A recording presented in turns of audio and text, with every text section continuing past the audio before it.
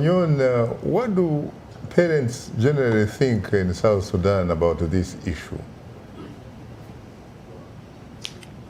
Parent, of course, the girl-child marriage or the child marriage in South Sudan is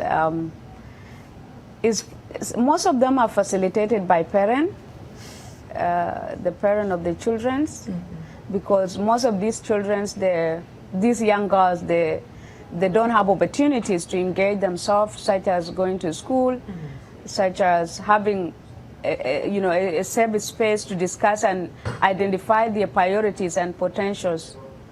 So the parents are more of the facilitators of girl children's marriage than the protectors of girls from getting married at a very young age. What about the government? What about the central government? And what about the state and local governments in South Sudan? Yes, the government is, the Ministry of Gender, Child and Social Welfare is the ministry mandated to oversee issues of women and issues of girl children or of children in general.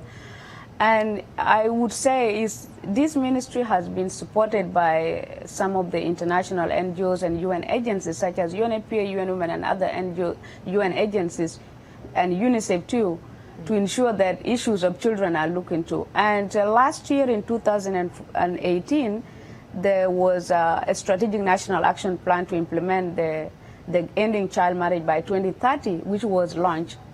And it was very unfortunate that members of the state governments, some of them were engaged in practicing child marriage, in a sense that some of the members of the constitutional post holders were even engaged to be part of the competitors in getting married to girl children, which was a little bit very puzzling.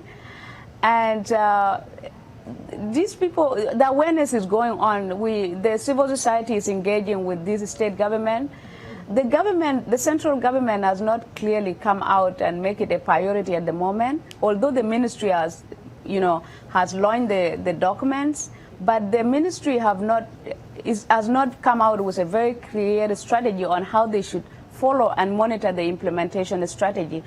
Although civil societies are trying to ensure that this document or this issue of girl-child marriage is brought to an end.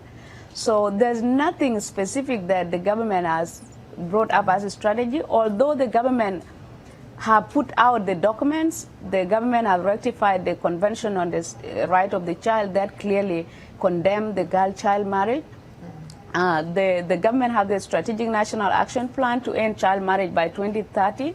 There is also a constitution that, say the best interest of the parties getting to married and, marriageable age, So there is nothing specific, the program that the government has launched or has put out there to follow the implementation strategy and to ensure that constitutional post holders or members of the government, either in the state or the national level, are not engaged in this practice also.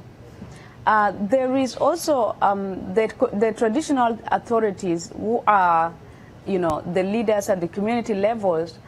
There is nothing clear that I have seen that bring both of them and engage with the government at the national or at the state level to talk about this. Big challenge, Saka, is that South Sudan Constitution recognizes the tradition and our practice as people. And child marriage is one of the traditional practice that men who have money, who have wealth, use this provision very clearly, strongly, that our tradition has been recognized by the Constitution. What do you want to tell us? And girl-child marriage is a practice in our society. So there is a confusion between the laws, the existing law, and also the practice.